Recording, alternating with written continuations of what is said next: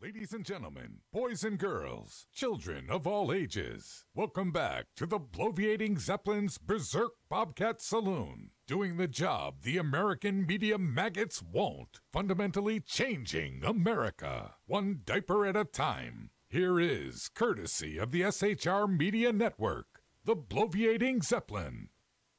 I have come here to chew bubble gum and kick ass. And I'm all out of bubble.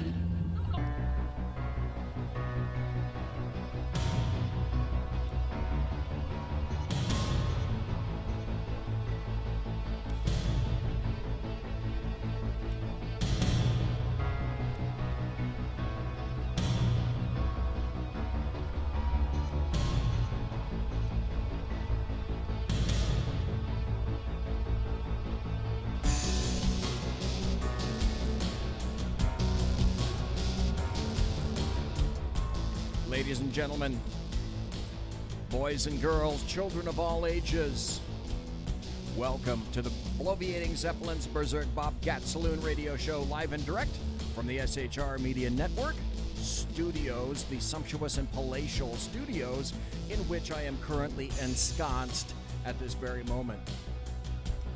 You got to belly up to the bar. We've kept your seat, and it's great to see you back.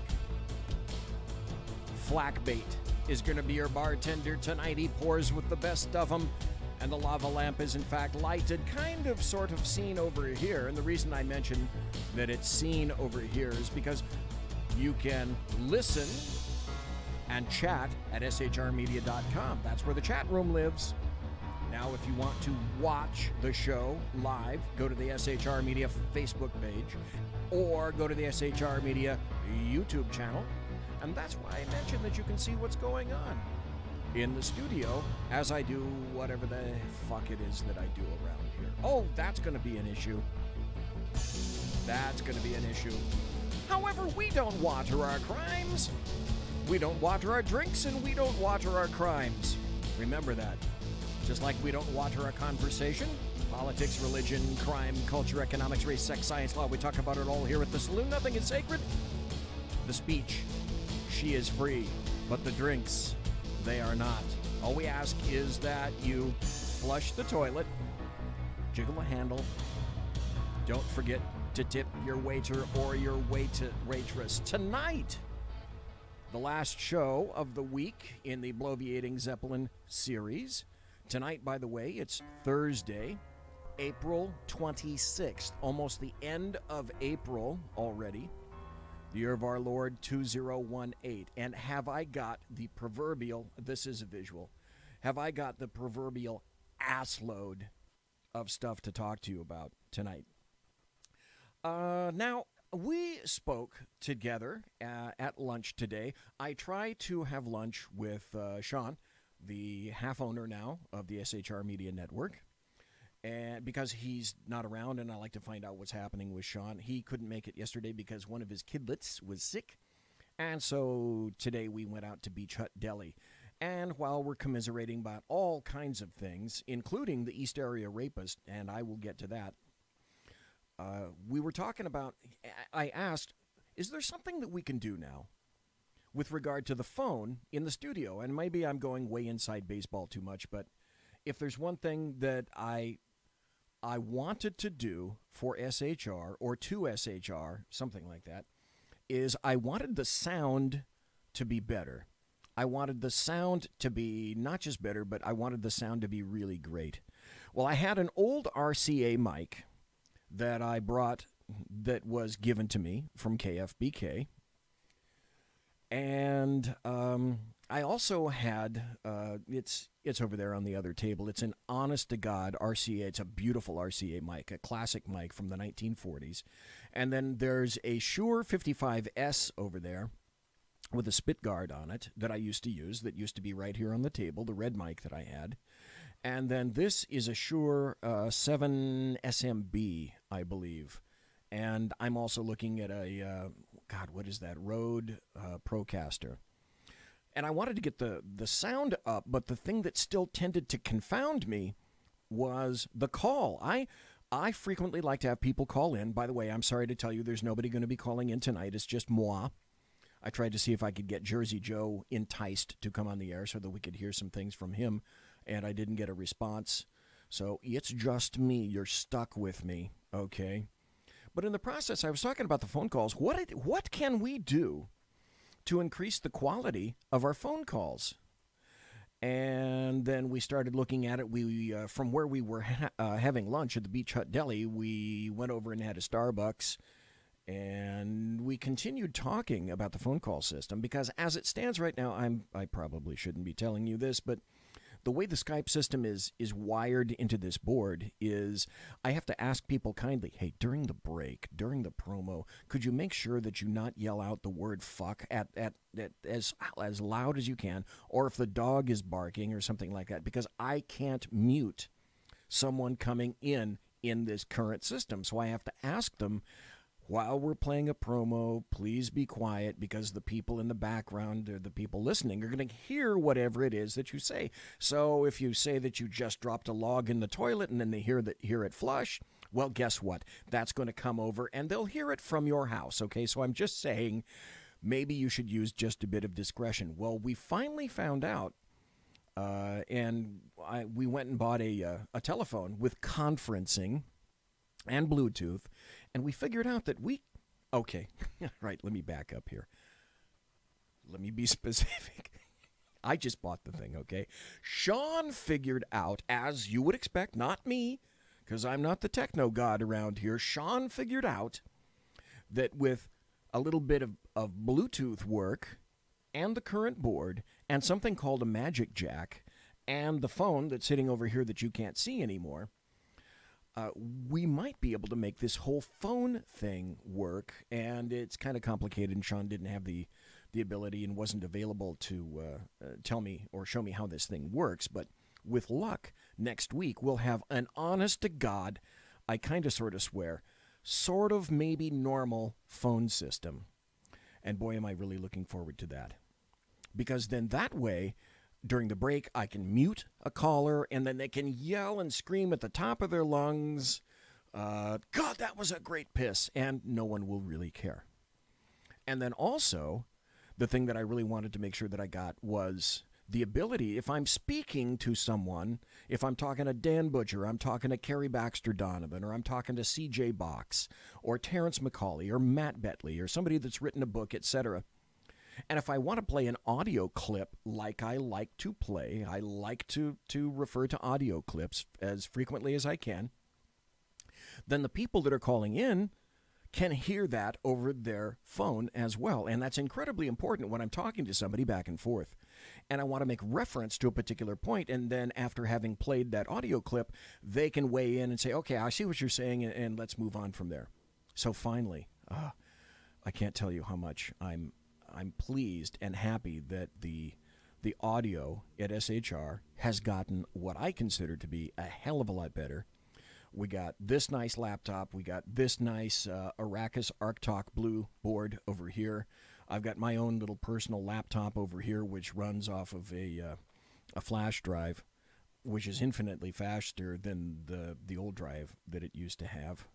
And I haven't even logged into chat yet. So let's see if there's anything over in chat. And I'm completely alone. Okay, give it time. Hey, it's Thursday. Who knows what could be happening on a Thursday? So the phone system is in the process of being upgraded. Tonight, there's a ton of stuff to talk about. And I wanted to start out, however, with either an apology or an explanation. I've noticed that I've been taken to task a couple of times now in my email for saying poo-poo nasties on the air. And I have to back up by saying, yes, guilty. Unfortunately, or fortunately, depending upon your view on the matter, bad words come out of my mouth now and then, in two occasions, when I'm particularly worked up or kind of emotional or I want to make a point. And some of the people, I've given folks my email address, and it goes directly to me because I am my own producer, I'm my own email reader, etc. But people do send me things, and here's my email in case you're interested and want to send, lots of emails with F and S words, like some of the leftists do. And I have not shut down my email account because some of the stuff is interesting to read. Mostly, I'm not going to go there. I'm not going to give them the time that they're trying to get.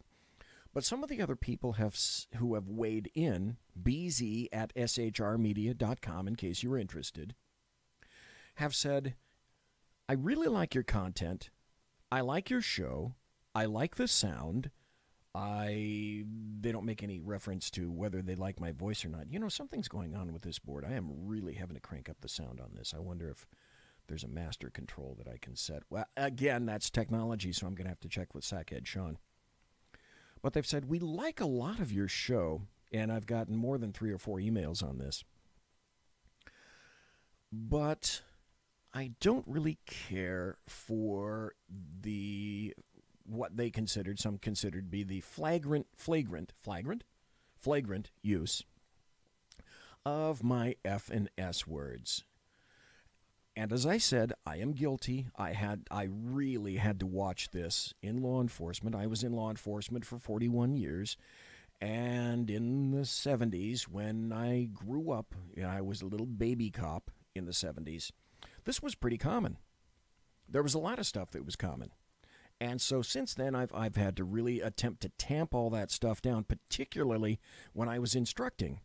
And I would instruct in 2 major venues. I would instruct as an EVOC instructor, and I've been doing that. I did that for the feds.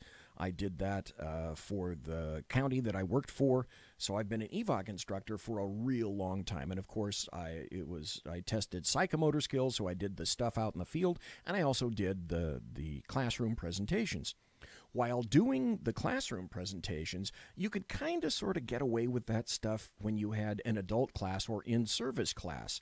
But for the recruits, you had to be, especially these newer days, you had to be very aware of the sensitivity of the new recruits, the style of recruit that we're getting in. And so I really had to watch my words. Now, I recognize that this is, on the East Coast, it starts at 11 o'clock. On the West Coast, it starts at 8 p.m., and it starts at 1927 and 728.725 split times 3 time in Bolivia. That having been said, on most of my posts in social media, I say something like caution explicit because it's a late-night show. It's not a show during the day, and it's certainly not a show for kids, even if I was as clean as the driven snow. So, having been taken to task for that by some people who I don't know if I can quantify them particularly as offended, per se, and I'm not going to give their names. Maybe I'm going to have to rethink when I let loose. I've noticed that I do it a lot more than Sackhead Sean did, and I do it a lot more than Sackhead's Clint does still. So, okay, I'm guilty. I'm going to have to try to watch my P's and Q's and limit the F and S words that I say. Even though it is a late-night talk show, people can still listen to the podcast during the day, and this show is definitely NSFW, particularly if you're playing this thing over a speaker. NSFW, not suitable for work because of what I say, and also because of the political content. There are a lot of people that are in jobs who cannot let it be known that they're listening to somebody who happens to be conservative. That's a sad aspect of our society today, but it's very true, and I recognize that limitation. So, I'm going to try to do by the way, hello to Mary Brockman. Welcome. So I'm going to try to do my level best to curtail, not completely curtail, but at least tamp down a bit some of the expletives that heretofore I've thrown in rather liberally into my speech. That having been said, in tonight's show, boy, is there a lot of good stuff. And if I had a producer, which I don't because I'm it, I would be going over and because I usually like to start out with this, but man, it is a wealth of riches tonight for. It's time for happy stories and good times.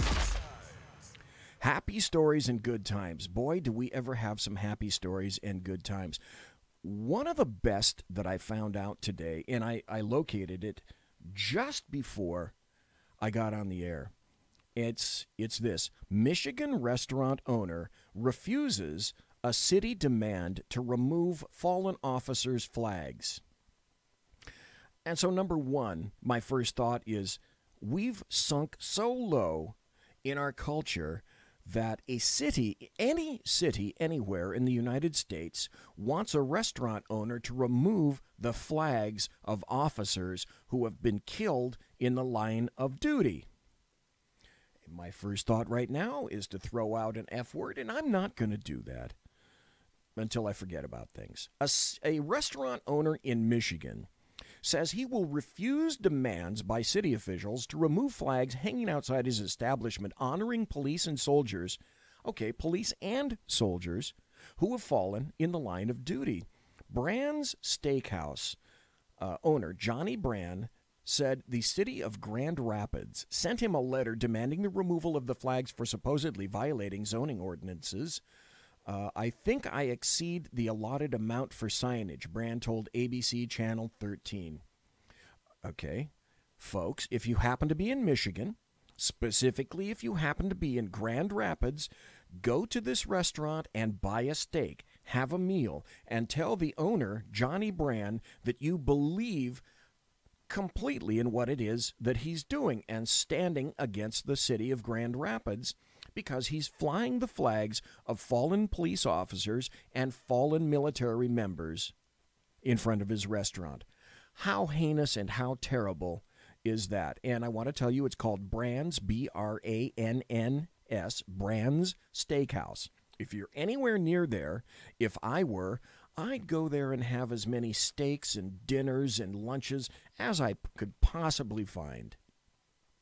The business owner said he had filed a request for the variance on a zoning rule with the City of Grand Rapids Zoning Appeals Board, but he went on to insist he was keeping the flags no matter what the city decides. Finally, somebody with some spine. So, Johnny Brand, kudos to you. Brand created a GoFundMe page to help him raise the $1,349 cost of the variance filing. So, again, I'm sorry. These are small-minded people in medium to large cities, or even in small towns. Small-town politics are every bit as bad as big city politics, and sometimes worse, who think that business owners are nothing but a deep pocket, that they exist solely to be squeezed. So you had to, in Grand Rapids, which isn't that big a town anyway, this guy has to write a check to the city of Grand Rapids for $1,300 for a variance on a zoning rule so that he can fly the flag of fallen officers and military people who served for the United States. How sad is that? Anyway, he set up a GoFundMe page. Mr. Brand is standing up for the beliefs and is showing unbelievable respect for police officers and fallen heroes. The GoFundMe page reads, I don't know how GoFundMe works, but if you have any cash, and I guess they would accept PayPal, if you want to send these guys $5, again, $1, $5 to GoFundMe, I'm not exactly sure how you do it. It's probably GoFundMe.com. Duh, I've never been to that site. But look for Brand's Steakhouse. And if you have $1 or $2 rattling around via PayPal or whatever pay method they happen to take, send him $1 or $2, would you? Because at the conclusion of the show, I'm going to send this guy a couple of dollars myself. Appearing on a recent Fox and Friends, Brand noted that 22 police officers have been killed in the line of duty this year, adding that he thinks it's important to recognize their sacrifice. The people of the United States got to understand the importance of law enforcement, the business owner said. They protect us, they protect and serve. If you call them, it doesn't matter who you are, what time it is, if your life's threatened, they come helping. And they risk their lives every day to walk out to do their jobs. Law enforcement and our military are vital, so it's not even complicated to me, and the banners and the signs are staying up. And to you, I say, God bless you, sir. As far as I'm concerned, that is definitely a happy story. GoFundMe, Brand's Steakhouse in Grand Rapids, Michigan. Here's another happy story. I'm going to be full of them, at least for the first half hour of this show. And then, oh my God, is there a ton of regular news. And I'm also going to be talking about the recent East Area rapist arrest yesterday, because I have more information about that. And I also have some information from a website that indicates the terror and the trauma that mostly the women and some men suffered under this bastard who just got arrested yesterday. I'll get to that stuff. And the reason it affects me is because this guy started in the county of Sacramento, and that's where I retired, the County of Sacramento Sheriff's Department, where I worked 35 years, and then a bunch of other years at other places as well. I worked the East Area Rapist Detail in 1976, and I think I told folks about that on Wednesday night. Last night, I should say, on Sackheads Against Tyranny. Another great article. This is from all places. This is from NPR. In intense arguments, Supreme Court appears to be ready to side with Trump on the travel ban. Great news as far as I'm concerned. During intense arguments at the Supreme Court on yesterday, the justices, by a narrow margin, seem to be leaning towards upholding the third and current version of the Trump travel ban. Justice Anthony Kennedy, who is often the deciding vote in closely contested cases, for example, made repeated comments suggesting that the court does not usually second-guess a president's national security decisions, even in the context of an immigration law that bans discrimination based on nationality. If the court does rule in favor of the government, a decision is expected in June. It would be a big win for one of the pillars of President Trump's politics. It's an issue that animates the bases of both parties, appealing to the grievance politics of Trump supporters. Now, that's NPR for you. The grievance politics of Trump supporters. Right, just like there aren't grievance politics by leftists and the Democrats in the American media maggots. Okay, that was a visual. I didn't say anything, so I shouldn't have offended anyone. In court Wednesday, faced with the challenger's assertion that the travel ban is indefinite and perpetual, Kennedy replied caustically. So you want the president to say he is convinced that in 6 months we're going to have a safe world? You know what? I think that's called a clue as to what's occurring. And while we're on the topic of courts, this is another a story that I dredged up that you have not heard yet, I'll wager. And let's see if we can get somebody to talk about this. The Ninth Circuit is the nation's largest court of appeals, covering 9 western states, and in recent years, the court has handled some of the nation's... Okay, let me stop. I cut that off a little bit. They're talking about the Ninth Circuit Court of Appeals here. Most pivotal issues like immigration, same-sex marriage, and landmark environmental cases. The court, as you noted, has also gained a reputation as being among the nation's most liberal, and advocates have fought to keep it that way. In fact, 4 years ago, when Circuit Judge Stephen Reinhart, a liberal stalwart, was 83, his longtime friend and dean of UC Berkeley School of Law, Erwin Chemerinsky, suggested that Judge Reinhart step down, while Democrats still had the power to replace him with a like-minded liberal. Reinhart refused, and now his death allows President Trump to name his replacement. Uh-oh. You mean to say, BZ, that in the possible future of the Ninth Circuit, the most overturned DCA, District Court of Appeal, in the entire planet, that they may be going just a bit conservative? Didn't I tell you this was going to be good news? And it goes even deeper. Of the 29 judges who make up the Ninth Circuit, there are now 8 vacancies. And with Republicans controlling the Senate, Mr. 8 vacancies. Mr. Trump likely has the power to dramatically change the Ninth Circuit, which has been a thorn in his side. Remember, the Ninth Circuit ruled against Trump's... The Ninth Circuit isn't just a thorn in Trump's side. The Ninth Circuit is a thorn in the side of logic, common sense, rationality, proportion, and actual justice. Travel ban and his plan to withhold federal funding from sanctuary cities. Trump's nomination still wouldn't turn the court conservative, but it would certainly tilt it that way. Though we should note, and boy, would I tell you, if he gets to install a lot of people, can you imagine the arguments, the physical arguments? There might be fisticuffs. Boy, would I like to see that. The actual arguments, real, honest to God arguments that may occur in the chambers of the Ninth Circuit. Boy, would I like to be a visual fly on the wall for that. California Senator Dianne Feinstein, the senior Democrat on the Judiciary Committee, has vowed to fight Trump's nominees.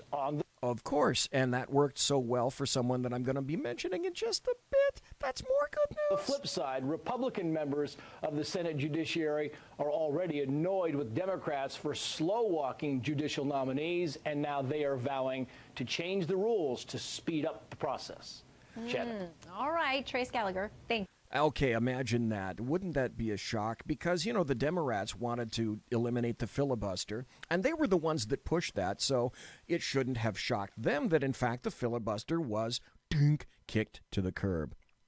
Here's another story that had it been President Hillary Clinton, this story right now would not be occurring, guaranteed. And this was ripped from today's screaming headlines about 3 hours ago. This happens to be from thedailymail.com.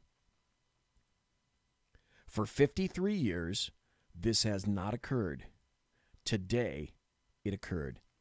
Kim Jong-un's historic walk south, North Korean dictator, becomes the first to cross into the South for 65 years and warmly shakes hands with his sworn enemy, President Moon Jae-in, at unprecedented peace summit. North Korean dictator greeted by President Moon after crossing military demarcation line on the 38th parallel. The leaders are meeting at Panmunjom, the truce village where the Korean War armistice was signed in 1953, hence my reference to 1953. He entered at 9:30 a.m. local time, and after talks, Kim and Moon are going to have lunch separately before they decide that they're going to be holding a tree planting ceremony in the afternoon. And then further talks are going to finish and wrap up at dinner, with dishes painstakingly selected to emphasize unity from two Koreas. And I repeat, under President Hillary Clinton, do you think any of this would be occurring? I do. This is absolutely phenomenal. And people were saying that Donald Trump, he's pushing. He calls him Little Kim. It's going to be a nuclear conflagration. And then all of a sudden, Kim Jong-un takes a little green armored train over to China, where he talks to China's President Xi Jinping, who probably, in a private moment of sullenness, slaps real Kim around a little bit. And after that meeting, isn't it odd? So much seemed to change. Kim is becoming a bit more conciliatory. We haven't had one nuclear test since.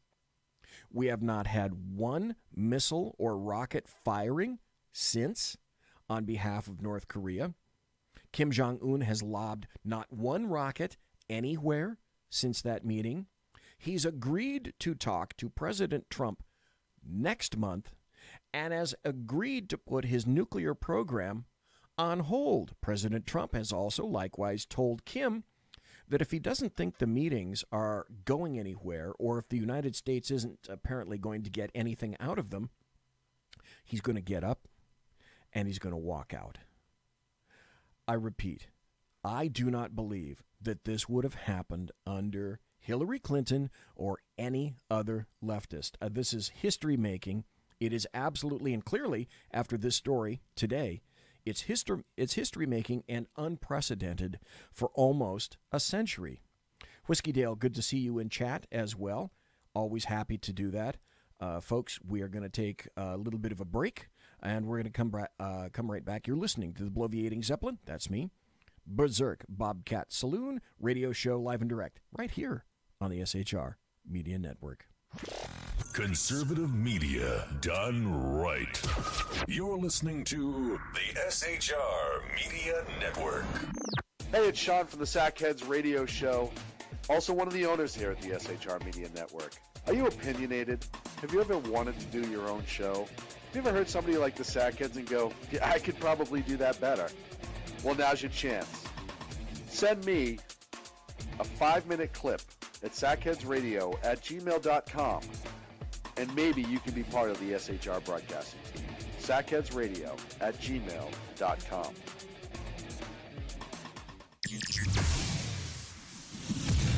Broadcasting behind enemy lines in occupied California, a mere 2 miles from the state capital, the bloviating Zeppelin's Berserk Bobcat Saloon radio show can be heard every Tuesday and Thursday night at 8 p.m. Pacific and 11 p.m. Eastern, only on the SHR Media Network. Go to shrmedia.com to listen. You can also watch on the SHR Media Facebook page and the SHR Media YouTube channel. No goldfish were abused in the making of this ad.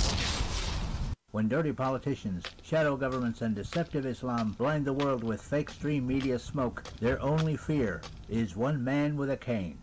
I'm Dave Milner.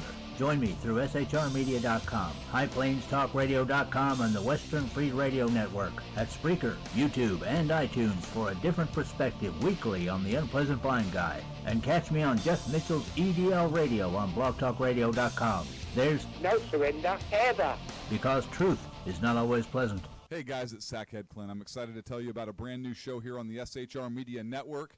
I'm teaming up with the one and only all-powerful, the bloviating Zeppelin, sitting here to my left, bringing to you a fresh new show here on the network. It's Against Tyranny. And we'll be picking up where the Sackheads left off. Excited to be with you, sir. Sackheads Against Tyranny. We're going to chat. We're going to chat Wednesday nights. S-H-A-T. Sackheads Against Tyranny. Wednesday nights, 11 p.m. Oh, it's the same time, right? 11 p.m. Eastern, 8 p.m. Pacific. Same SAC time, same SAC channel. Yep. shrmedia.com. See what I did there? It's your business diva here, Melanie Collette. I am inviting you to a front row seat as I discuss some of the most intriguing details of wealth and finance with today's movers and shakers in the world of business. Listen in and discover financial truths on a global, domestic, and household scale. Uncover topics that will impact your wallet today and in the future. Money Talk with Melanie airs Monday through Friday, 5 p.m. East, 2 p.m. West, right here on SHR Media and High Plains Pundit Talk Radio. You can't afford to miss it. Human by race, Christian by faith, American by nationality, and conservative by choice. Reverend Ralph J. Chittum Sr. is the right guy on SHR Media from 8:05 to 9 p.m. Monday through Friday. And if on the rare occasion I am ever wrong, I will still always be right. The right guy on SHR Media. Hey, this is Michael Wright. And I'm Shannon Wright. Join us for The Right Way with Shannon and Mike, Monday through Thursday from 7 to 9 a.m. right here on SHR Media. Why are they joining us? For fun things like sports, politics. Oh, maybe some news and entertainment? And all kinds of other things. Money and recipes and events, all kinds of stuff. Yeah, so join us Monday through Thursday, 7 to 9 a.m. here on shrmedia.com. Hey, BZ. So the plan's working. You got rid of Sacco.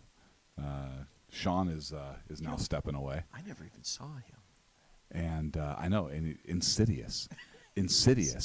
You know, we talked about this for, a good, for the last 3 years. And finally coming to fruition. You know I'm still in the room, right? It's almost like he's here still. Did you hear that? Yeah, it's kind of... It's amazing. It's kind of at you. It's kind of eerie. Kind of a poltergeist. Like a poltergeisty thing. Yeah, Sackheads Against Tyranny. You're listening to the SHR Media Network. You are listening to the the SHR Media Network. You're not listening to the, well, yeah, in a way you are listening to the Sackheads Radio. That's what SHR is. Sackheads Radio Network. And you're listening to me, the bloviating Zeppelin, in the SHR Media Network studios, where I'm broadcasting behind enemy lines in occupied California. a mere 2 miles from the Bill Mill, the locus of evil on the entire left coast, the Bill Mill itself, the capital of the state of California, there in Sacramento, where the smell and stench of sulfur and brimstone can be found if you get too damn close to it. Never get too close to that. Have I got an article that I'm coming, oh my God, the stuff that I'm writing and the stuff that I'm finding out about the state of California and how remarkably screwed up it is. There are some interesting people that are going to be running in November for lieutenant governor and for governor. And I'm starting to think that perhaps Jerry Brown is our current governor in California. He's way left. It's the second time for him being governor. The first time was in the 70s when he and Linda Ronstadt were a thing. And now he's lost all his hair and he's bald. And he's kind of lost his marbles as well. But if you think that Jerry Brown was left, you ain't seen left yet. Because when Gavin Newsom, the son of a district court judge, his dad used to live up near me, up in the Sierra Nevada mountains. He moved a little bit about a year ago or so. Wow. Gavin Newsom? See, Jerry Brown now is to the point where he is insufficiently left for the left. And you can see the Democrats are moving hard aport.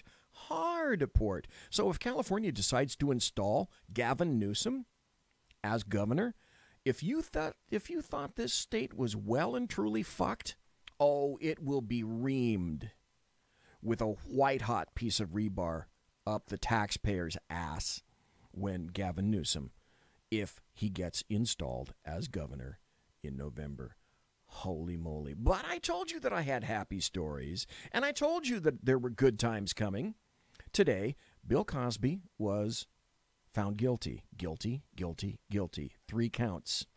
And during the last portion of the trial, when they were discussing bail, the prosecutor said, I'm requesting no bail in the interim because I'm thinking that he might be a flight risk. And by the way, he has his own airplane.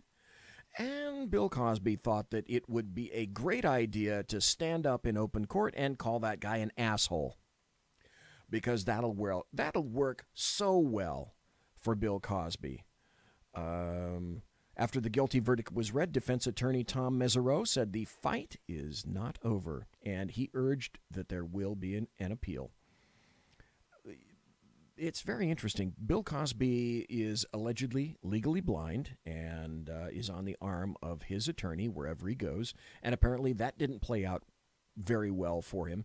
Bill Cosby is 80 years old, so if he gets almost any sentence out of this, he was found guilty, but he still has to go back for sentencing, of course. Whatever sentence that he gets for essentially drugging and raping women, this could literally be a death sentence for him, meaning that he'll spend the rest of his life behind bars. The Judge Stephen T. Here's the part. Judge Stephen T. O'Neill repeatedly called for order as the court erupted as the jury delivered its shock verdict, unanimously finding Cosby guilty on all 3 counts of aggravated sexual assault, administering an intoxicant, rendering his victim unconscious, and penetrating her without consent. The 80-year-old actor is now facing essentially life in prison, as each count carries a sentence of up to 10 years imprisonment. I used to like Bill Cosby. I used to laugh at him. But if the power, whatever power he has, went to his head in this fashion and he did these things and the jury said he did, then he needs to spend the rest of his life behind bars, period. End of statement. I find that was a happy story. Here's another one that I'm finding I am conflicted. I am remarkably conflicted by Jeff Sessions.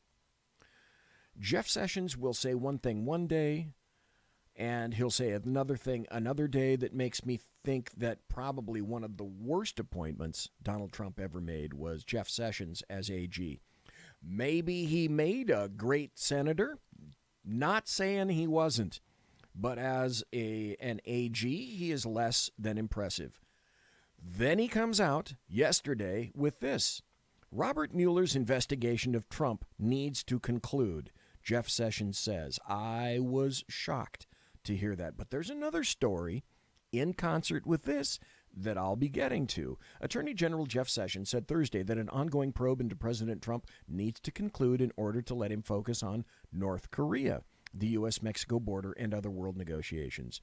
Mr. Sessions also says he expects the Justice Department Inspector General to finish his investigation into the department's and the FBI's handling of investigations into Hillary Clinton during the 2016 election in a few weeks, saying that will provide more information for decisions on whether there was wrongdoing.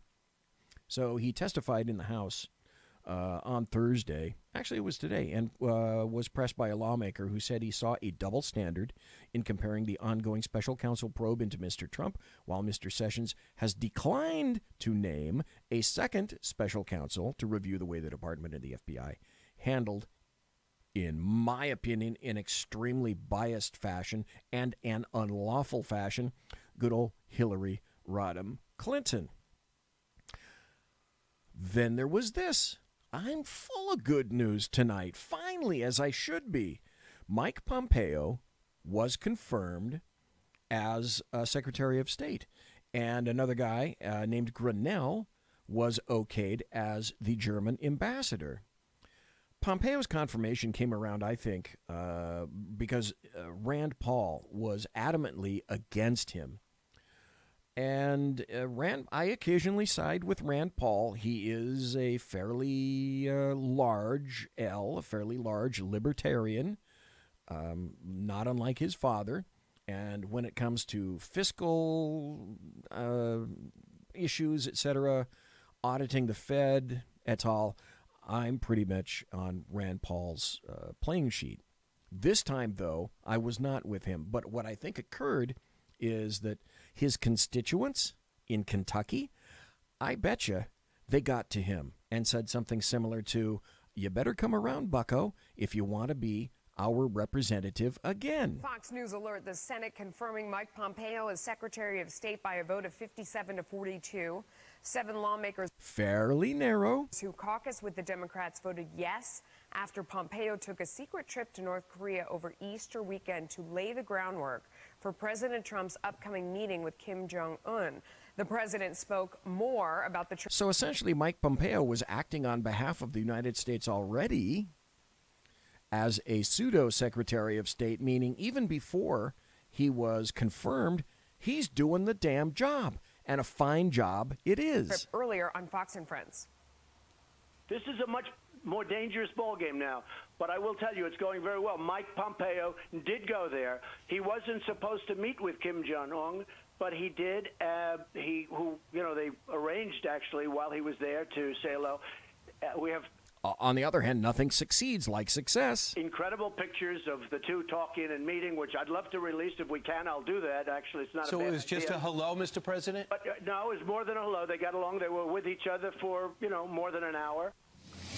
Let's bring in Republican Senator from Wyoming, John Barrasso. He is a member of the Senate Foreign Relations Committee. Sir, thank you so much for joining us. Thank you, Melissa. So what do you think this means for President Trump's foreign policy? Okay, let me stop there just for a second. I don't know if they're going to get into this, into the audio cut. But the other thing you need to know is that the confirmation was made for a guy named Richard Grenell, Trump's choice for ambassador to Germany, whose nomination had been held up by Democrats. By the way, Grenell was a former spokesman for the United Nations, and he was confirmed kind of by a narrow margin as well, 56 to 42. Well, I think it's good that we now have a Secretary of State on the job. Mike Pompeo is the right person to do it. He has the intelligence and the integrity, the experience to do it. I'm glad to see him confirmed 57 to 42. And in terms of the foreign policy, the world remains a very dangerous place, Melissa, and you see it in Iran, you see it in North Korea, you see it with Russia, other hot spots around the world, what we're seeing in Syria. It's good to have Mike Pompeo there and now on the job. One of the things at the top of his list has to do with the Iran nuclear deal. Do you think that Secretary Pompeo will encourage the president to pull out of that deal?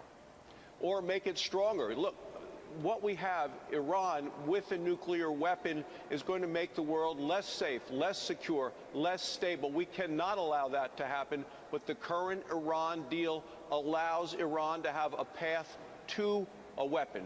We know there have already been bad actors. They're developing ballistic. I believe Iran already has a nuclear weapon. I believe that that's very secret. And I also believe that our elements, our intelligence elements, are already aware of that. And certainly in the Obama administration, they were completely clueless and or intimidated, but certainly completely clueless as to what to do about that particular situation. Oh, let me stop here just for a second.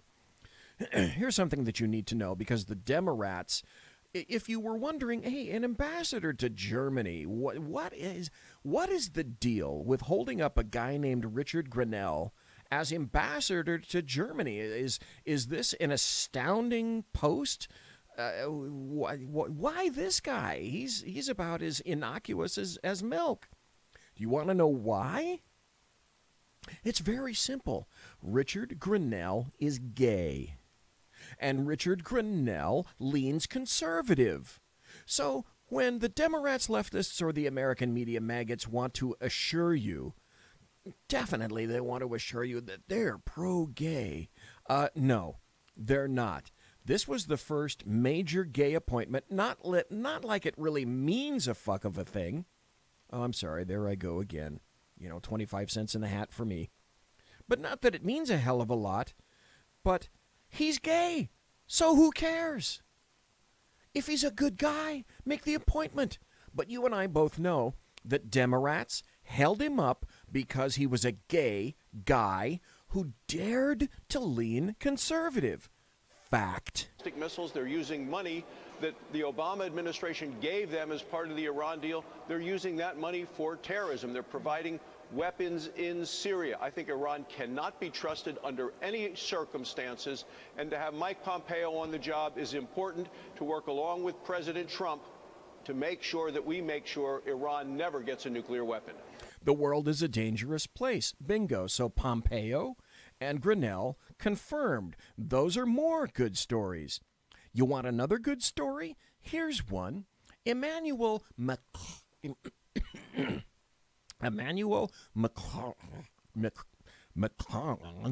the president of France, visited the White House, and they had a wonderful dinner. By the way, I should tell you that the gold silverware that they had for that big dinner, that was, oddly enough, the same silverware that the Clintons liberated from the White House, but they very quietly returned back to the White House. We don't know how it got into our moving van. We have no idea about that. But in a fit of pique, President Donald Trump thought that it would be somehow perfect if he were to honor the Macrons, the president of France and his wife, with a dinner, having that silverware served for everyone there. 150 people. I think that's absolutely wonderful. But here's a story about Macron blinks on the Iranian nuclear pact, wants to work with Trump on a new deal. Now, it's no surprise that when Obama made this deal, France and Germany were in on the deal as well. They thought it was a good thing to do, to be submissive to Iran, because it's worked so well in the past when you're conciliatory to dictators, as everyone full fucking well... Okay, that's number 3, 25 cents in the hat. Full well knows President Trump's close friendship with French President Emmanuel that guy appeared to produce a diplomatic breakthrough Tuesday for the Iran nuclear deal, with the two men agreeing to work together to impose more restrictions on the Islamic regime outside for the 2015 agreement's framework. Mr. Macron is the leading lobbyist for an effort by European powers to keep Mr. Trump from renouncing the deal, which imposed restrictions on Iran's nuclear programs in exchange for lifting international economic sanctions.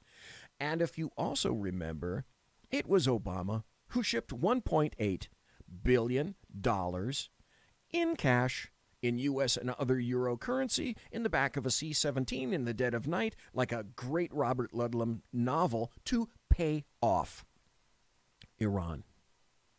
That was a great decision. And then negotiate, that's an air quote if you're watching the visual, negotiate a deal with Iran where they get everything and we get nothing. Because that's how it works. That's Obama's strategic patience and leading from behind. Then we get to this particular story, and we've had it pretty much for happy stories. But I think those were a bunch of good things that were going on. Yesterday, a 72-year-old man was arrested in Sacramento. It turned out that he was the East Area rapist. At minimum, he's going to be charged with 12 murders. My guess is there are perhaps dozens more. And 45 to 50 plus rapes since 1976 up to about 1986. An article came out today from the Sacramento Bee, which indicated that the suspect, Joseph James DeAngelo, who was 72, and he was known to his neighbors as Joe, was quirky and complex, and they never thought the former cop next door could be notorious. They thought that he was an odd man with a loud voice, a penchant for puttering in his front yard, and a reputation for a bad temper. One neighbor said DeAngelo threatened to deliver a load of death because he was enraged by a barking dog. Others said the portly 72-year-old would shout obscenities in his front yard when some chore went awry. That is to say, he was doing the chore, he didn't do it to his own satisfaction, and he was essentially cursing at himself. It gave some neighbors a sense that the guy in the trim ranch-style house with the immaculate front lawn was quirky, complex, and troubled. Now, law enforcement officials say that he was a lot more, a much darker individual. He's suspected of being one of the most notorious, violent, and feared criminals in modern California history. And then adding to the bizarre circumstances, he has a criminal justice degree from Sac State, my alma mater, and he was a police officer who may have committed burglaries, rapes, and murders during the years that he wore a badge. Based on DNA evidence, law enforcement officials said Wednesday, stop, DNA evidence. Wait until I tell you the next story about the DNA evidence, how it was acquired, and where it came from. We'll get to that. They believe DeAngelo is the notorious East Area rapist in Sacramento County. That's what I worked on, the East Area rapist, the EAR detail in 1976, when I was given an unmarked AMC Matador, and myself and a partner in an unmarked car wearing a uniform cruised around from place to place. We would sit. We were given the earliest models of NVGs, and we didn't respond to prowler calls because you can, I'm sure, imagine that the prowler calls skyrocketed during the time. And he was the Golden State Killer in Southern California. He was mysterious, deft, and unusually cruel serial assailant who allegedly raped as many as 4 dozen women and murdered a dozen people. I think there's so many more that are under or unreported. And I think that during his times of quiet, he went someplace else, perhaps to another state, Nevada, etc.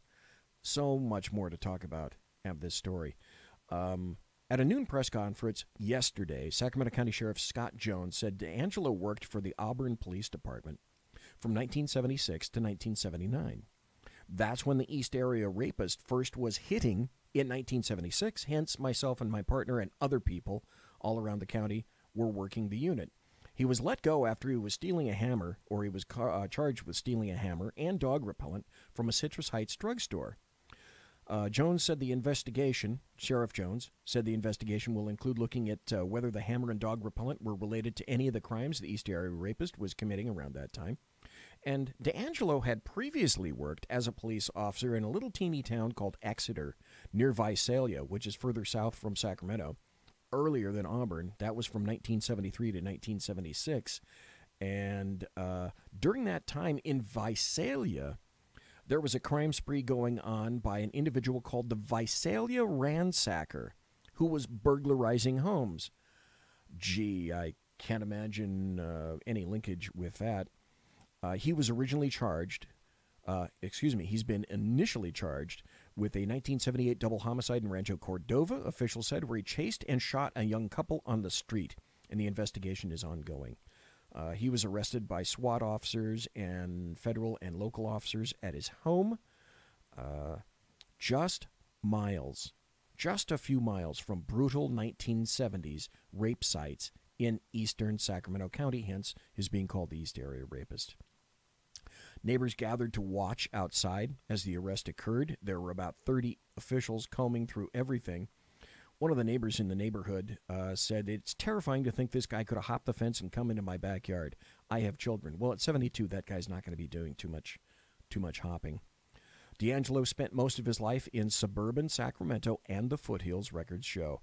He was married in fall of 1973. How'd you like to be the chick that married this guy? She got divorced. They got divorced. But in reflection, that she married this guy and was sleeping with, a serial killer and a serial rapist. I don't think that's probably working too well. He got married in fall of 1973 to the former Sharon Marie Huddle of Citrus Heights, according to a wedding announcement. And it indicated D'Angelo, the suspect, was a graduate of Folsom High School and Sacramento State. He attended Sierra College from 1968 to 1970. In his late teens, he moved to rural Auburn with his mother and stepfather. And D'Angelo's stepfather worked for Bergerell's father. This father was named Bergerell, worked for his father at Sierra Crane and Hoist as a welder making indoor overhead cranes. The stepfather bought a 5-acre piece of land from the Bergerells and built a home. Bergerell said he remembered D'Angelo as clean-cut and pleasant. He said D'Angelo was injured while serving in the military and lost a finger. He had one younger brother. His mother worked as a waitress at a Denny's in Auburn. Sac State officials said he graduated from Sac State in 1972 with a bachelor's degree in criminal justice. I think you see that this is going somewhere. In 1973, an article in the Exeter Sun newspaper profiled D'Angelo as a new police hire and said that he served in Vietnam in the Navy for 22 months and did, in fact, go to Vietnam. So here we have an individual who is militarily trained and who also served in the police department and clearly went to an academy for doing that. He also had an internship in the Roseville Police Department working in the ID, Identification and Investigations Division. Roseville Police spokesman said that they checked their microfiche index of temporary employees from long ago. They didn't find any records of him. And they said that the Exeter Sun article said that they believe that without law and order, there can be no government, and without a democratic government, there can be no freedom. Law enforcement is his career, he says, and his job. A serial rapist and serial murderer, his job is serving the community. To him, on a plate, and all of his victims, whenever he wishes. So whatever happened between D'Angelo's time as an Auburn PD officer and now, from his firing in 1979, is largely unknown. This is also creepy. He has adult children, according to Sheriff Jones. This is equally creepy. There is a Save Mart. Save Mart is a grocery chain. There is a Save Mart distribution center that was created at 1989, I believe, and it was a big distribution center in Roseville, and that's where D'Angelo worked as a truck mechanic. Since that time, he worked for at that distribution center for 27 years, and all during that time, his co-workers were working right next door and right with a serial killer and a serial rapist. And as I indicated, they're going to find many, many, many more, I believe, victims in this case, both murderers and rapists. I don't think they've even... This is the tip of the proverbial iceberg. I've got another article coming up that you need to hear about the DNA and how it was that he was captured. And then I've got another article coming up which will show you and clearly illustrate to you how evil that particular person was with his victims. Folks, don't go away. Come right back. Conservative media done right. You're listening to the SHR Media Network. Hey, it's Sean from the Sackheads radio show. Also one of the owners here at the SHR Media Network. Are you opinionated? Have you ever wanted to do your own show? Have you ever heard somebody like the Sackheads and go, yeah, I could probably do that better? Well, now's your chance. Send me a 5-minute clip at sackheadsradio@gmail.com, and maybe you can be part of the SHR broadcasting team. sackheadsradio@gmail.com.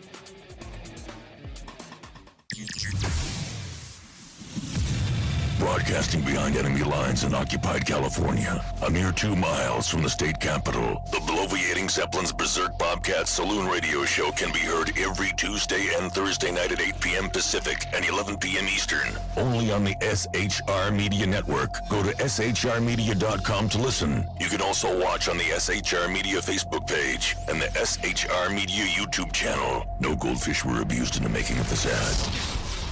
When dirty politicians, shadow governments, and deceptive Islam blind the world with fake stream media smoke, their only fear is one man with a cane. I'm Dave Milner. Join me through shrmedia.com, highplainstalkradio.com, and the Western Free Radio Network at Spreaker, YouTube, and iTunes for a different perspective weekly on the Unpleasant Blind Guy. And catch me on Jeff Mitchell's EDL Radio on blogtalkradio.com. There's no surrender ever. Because truth is not always pleasant. Hey guys, it's Sackhead Clint. I'm excited to tell you about a brand new show here on the SHR Media Network.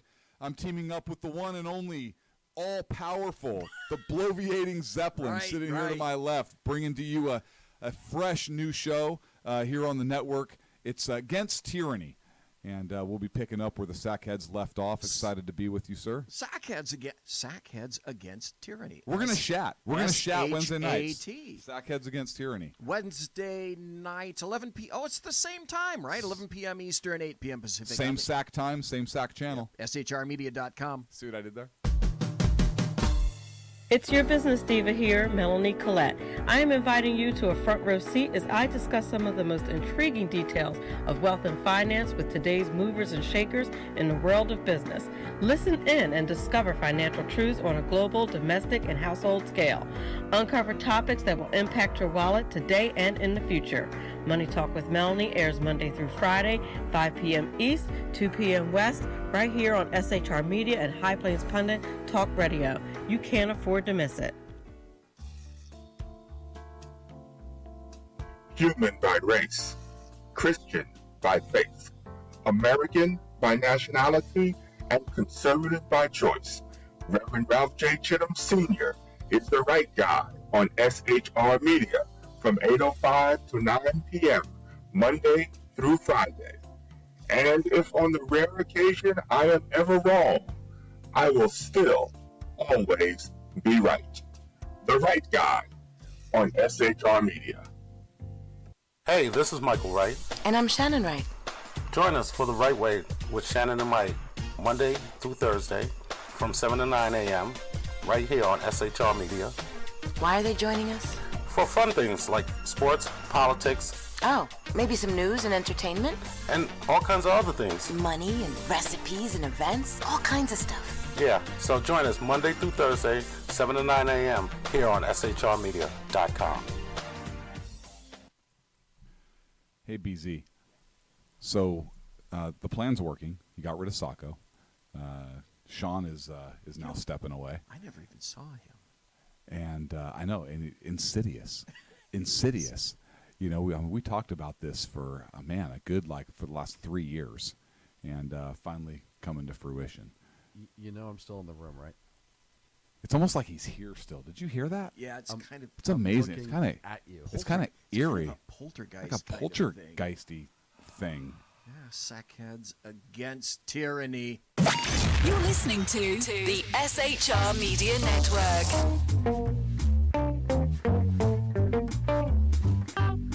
I have to say, this song makes me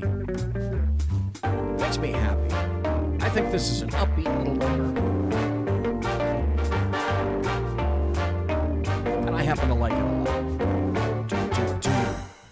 We're talking about the East Area Rapist, the guy that was arrested yesterday, a guy named Joe D'Angelo. And they found out that he worked for a bunch of years, 27 years as a truck mechanic.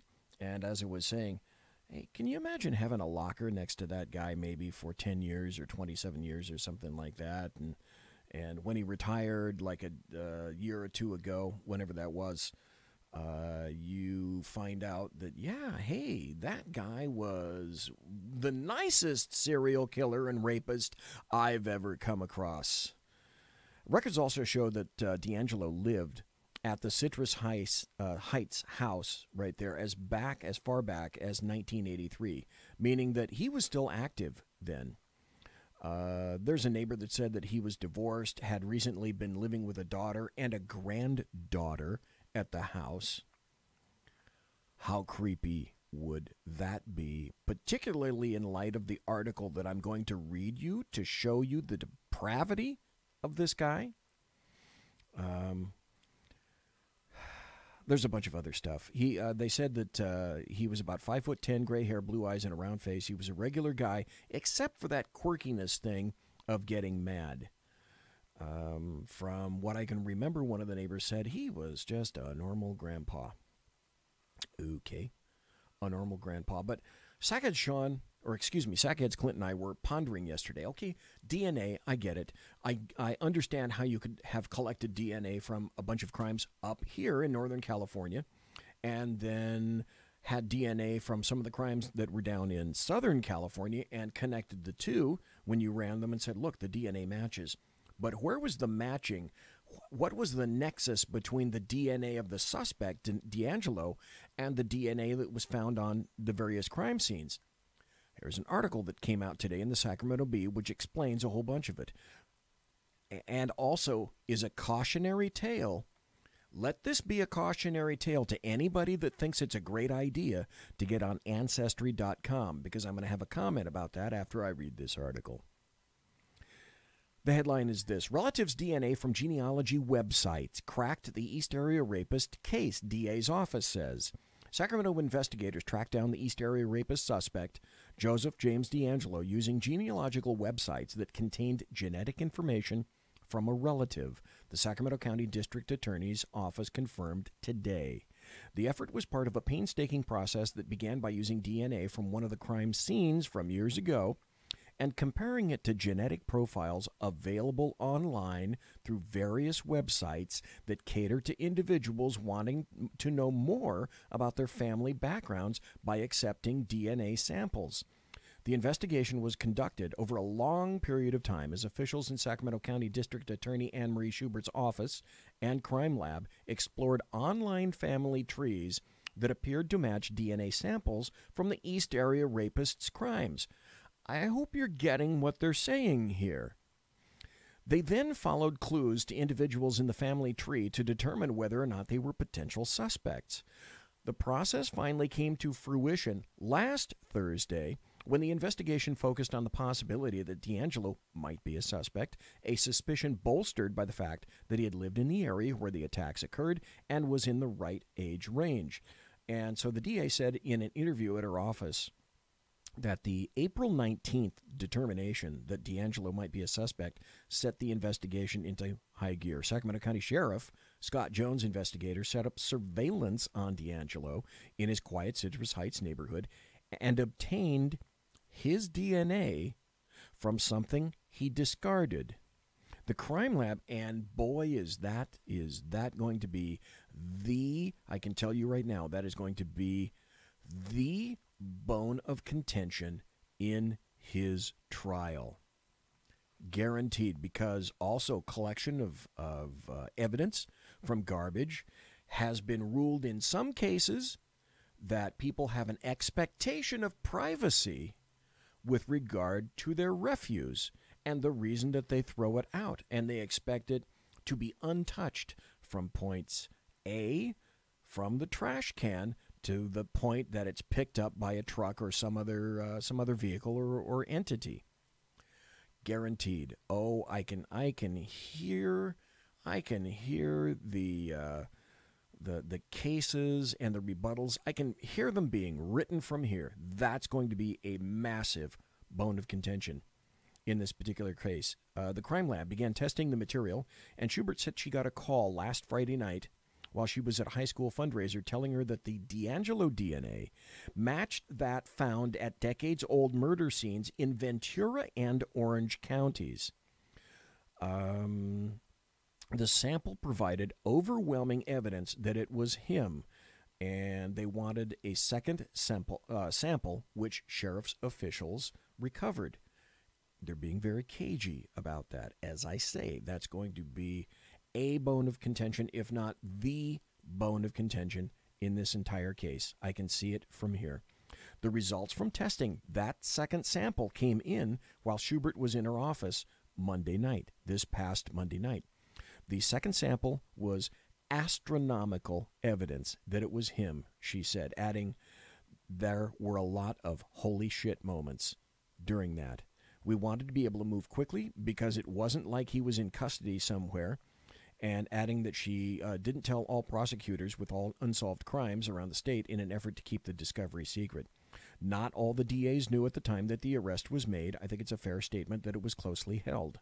So he was arrested outside his house Tuesday afternoon, and he was booked into the county jail on two initial charges of murder, just to keep him there, because in a murder case, there is no bail on a fresh arrest. I just happen to know that.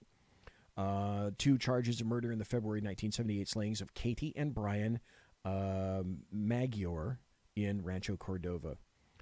So far, they think he's going to face charges in 12 homicide cases in Sacramento, Orange, Santa Barbara, and Ventura counties, stemming from a rape and slaying spree that authorities say stretched from 1974 down there through May 1986.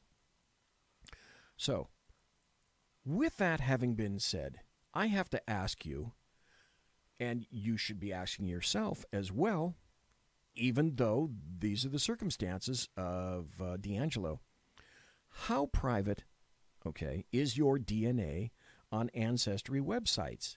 And I have to say that case, it's bringing up issues, privacy issues. Think of it this way, millions, literally millions of Americans are packing up the samples of their saliva, which is generally a swab in your mouth. You pack it, you send it to the particular business, Ancestry, and there's a whole bunch of others that do that. You mail them off to an online genealogical company to analyze the DNA, and it's supposed to help you trace and track your family tree. So what you may be doing is letting law enforcement into your DNA. Which, of course, upon first rejoinder is, well, I'm not doing anything, so why is that an issue? Here's why it may be an issue. Some of the things we already know about genealogical companies like this is they don't exist forever. However, that material that exists, because it's already occurred, I should tell you, when I did my checking on the internet for this particular story, today, when I read the Sacramento Bee story, already some of the businesses that deal with this, the labs, etc., have gone under. And prior to going under, what some companies have done is, drum roll, sold your DNA to other companies who have the ability to store it, because, of course, as you full well know, it's all digitized. Once it's digitized, it can be sent with alacrity anywhere over a common internet connection. So if you think you're safe, that companies won't go out of business, that when you sign whatever form that you're going to be signing, if you think that your DNA is safe and it won't be sold, you'd be deceiving yourself, because it's already occurred. And then once, say, for example, because I do what BZ calls the logical exception, the logical extension, I should say. When there becomes a vast warehouse of DNA, and especially this is of great consideration for your kids, your grandkids, sooner or later, we're going to break the human genome. And when we do, we're going to discover early on in a child's life and a younger person's life that these individuals already have proclivities towards certain diseases that life insurance companies and other insurance companies aren't going to want to touch. And that DNA already exists in a digital format. And that opens up a massive Pandora's box that you can be guaranteed it will be shared. If it's digital, it can be hacked, it can be sold, it can be moved on. If you think you're doing yourself any favor whatsoever, think ahead before you send your DNA in. Okay, if you're in your 60s or your 70s or your 80s, you can take a big cup of I don't give a fuck. I'm sorry, that's number 4, 25 cents in the hat. But for your kids who may not want to have their DNA splayed all over creation and to have either private businesses or the government hold in a repository somewhere their DNA, now that's already being done for criminals who are being booked on felonies, at least in the state of California, their DNA is collected under certain felony statutes, and in other states. Think before you act, folks. Think before you act. It's all digitized. And now you know the secret, if you will, of how it is that the DNA occurred here. So, Sacramento County District Attorney Anne-Marie Schubert declined to detail how her office obtained the relative's DNA profile or accessed a genealogical database, raising questions about the privacy of personal genetic information on websites. Hello. Let this be a lesson to you. I was in law enforcement for 41 years. I'm also a libertarian, little L. Like this, maybe. I believe in privacy. I'm the last of my kind that believes in privacy. And we're close to the point where there will be absolutely no privacy whatsoever, because once someone has your DNA, they've got you. Now and into perpetuity. And don't you think that someone or a series of someones somewhere are salivating and waiting to make their own legal or illegal repository of all the DNA data that they can possibly hoover up in the internet? And the answer would be yes. That's exactly what's going on. Colleen Fitzpatrick and Margaret Press, who run a nonprofit organization called the DNA Doe Project, said one of D'Angelo's relatives may have shared DNA results with one of several public DNA matching websites where people upload genetic data in search of biological parents or other long-lost relatives after obtaining results from a commercial site. The sheriff's department could then have gone to one of those sites, loaded DNA information from the East Area rapist crime scenes, and found partial matches. It's like working a puzzle, they said. It's painstaking. So now you have a better idea of how this was managed and how it occurred. We're going to shift gears for a second, because I'm sure you've already heard that we have a little bit of something occurring on our southern border, and that's the caravan of 400-plus illegals coming from South America, and they're either going to be there knocking on our door very soon, either today or immediately tomorrow. And perhaps at first blush, you might be thinking to yourself, this isn't necessarily a terrible thing. Well, do the logical extension, as BZ frequently is wont to do. Here's an article from Reuters. It says, Trump officials warn of arrests as migrant caravan reaches U.S. border. From Tijuana.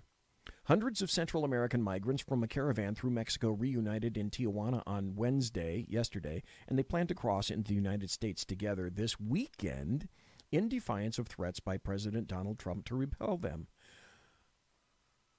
The timing of the migrants' arrival could compromise a flurry of talks to renegotiate the North America Free Trade Agreement. By the way, NAFTA,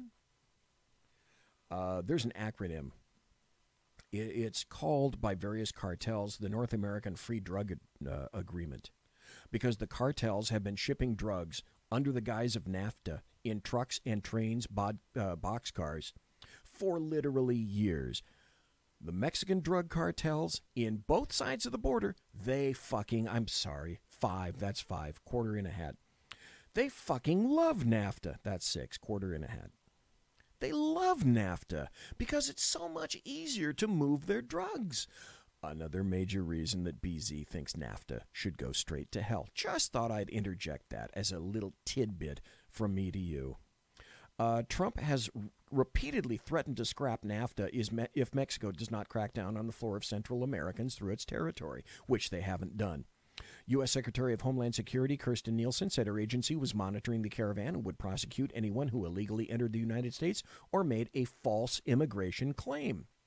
By the way, were you aware of this? Thought I'd throw this little tidbit into the mix for you. MS-13 members are trying to claim not citizenship, but they're trying to claim that they're underage kids as they're crossing the border to get into the United States from either Canada and or Mexico. And the United States, being the nation of frequent saps that they are letting MS-13 gang members who are youthful looking across the border because they're just kids. Let them in. Migrants began arriving by bus on Tuesday at a shelter that was a 5-minute walk from the border and within sight of a U.S. flag fluttering under an overpass linking the two countries. Minutes after disembarking, some sat outside the shelter with bowls of food, gazing over the road towards the United States. "The wall doesn't look that tall," said Kimberly George, a 15-year-old girl from Honduras, nodding toward the stunted barrier only a few feet away. "I really want to cross it."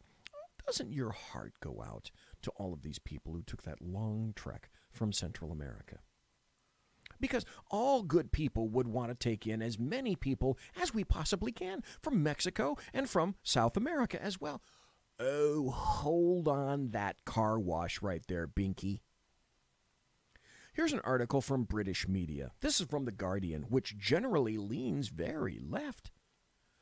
Except when it happens to portray the truth, and that's this. The headline goes, "Breathtaking homicidal violence. Latin America is in the grip of a murder crisis.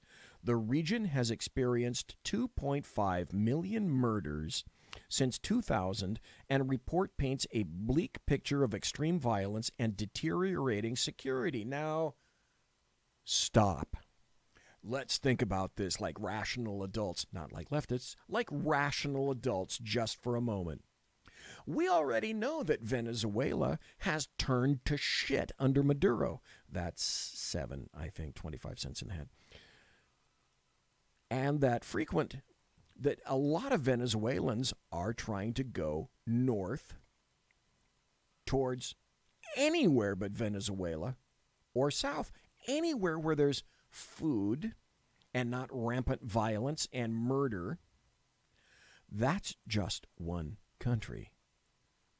Let's add almost all the other nations in South America. Latin America has suffered more than 2.5 million murders since the start of this century and is facing an acute public security crisis that demands urgent and innovative solutions, a new report warrants. Now, all the bells and claxons ought to be going off in your brain right now because you're not a leftist.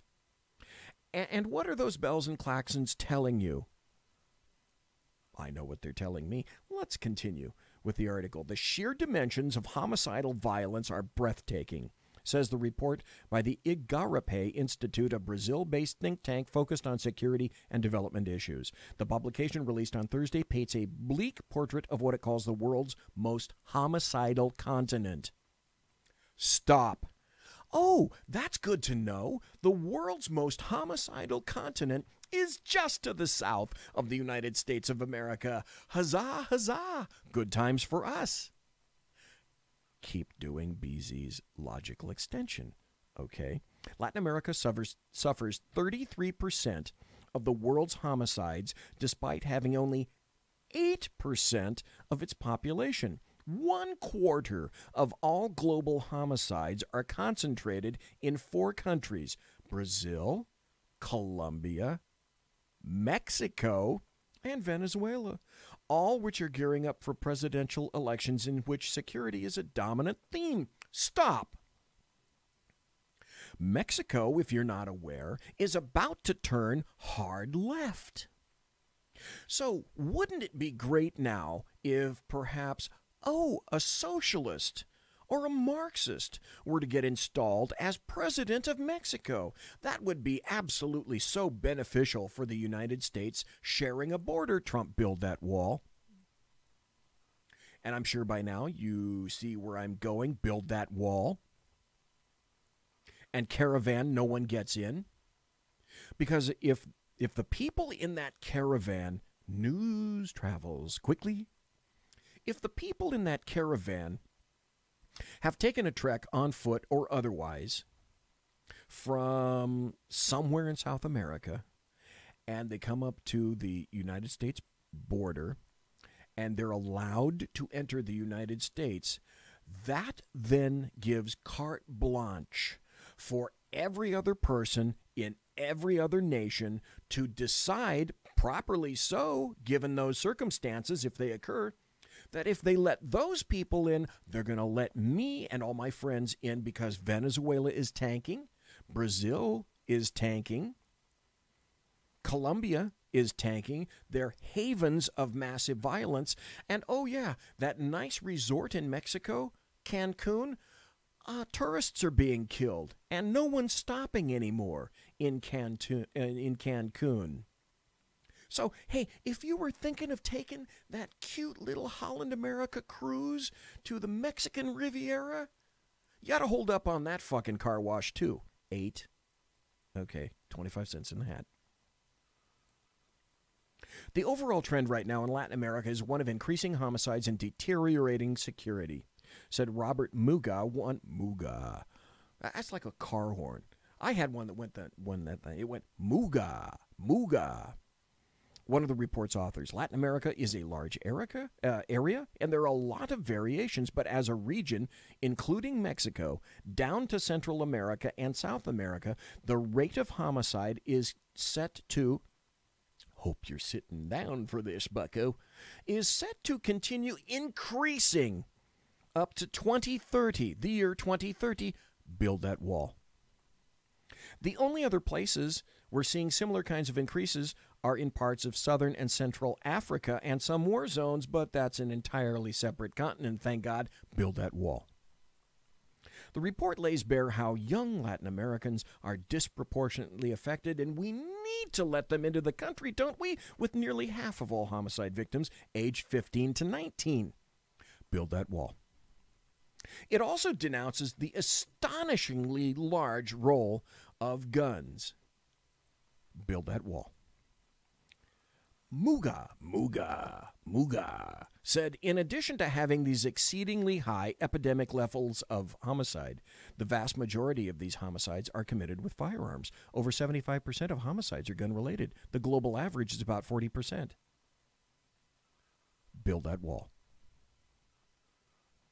So if you think that building a wall or having a border and a sovereign nation is, it's okay, we can maybe build that wall or maybe not. Because really all we're not talking about terrorists. We're talking about Jose Garcia and a couple of his kids and his wife who want to come up here and they just want to work, okay? And they want to bust your dishes and they want to mow your yard. They're not MS-13 members. And they don't come in bulk, right? Because they're not trying to leave situations where, South America is the most dangerous continent on the planet. And let's see, the highest homicide rate on the planet is in Venezuela, Colombia, Brazil, and Mexico. Build that wall. So what a great idea it is to just let the border languish, not do anything about it, because we're on the cusp of having our own Syrian refugee moment in the United States of America. Wow, think of all the voters that the Democrats could get, because that's where all these guys, I'm sure MS-13 votes religiously, and they vote for Republicans, don't they? Sure they do. Build that wall. Conservative media done right. You're listening to the SHR Media Network. Hey, it's Sean from the Sackheads Radio Show, also one of the owners here at the SHR Media Network. Are you opinionated? Have you ever wanted to do your own show? Have you ever heard somebody like the Sackheads and go, yeah, I could probably do that better? Well, now's your chance. Send me a 5-minute clip at sackheadsradio@gmail.com, and maybe you can be part of the SHR broadcasting team. sackheadsradio@gmail.com.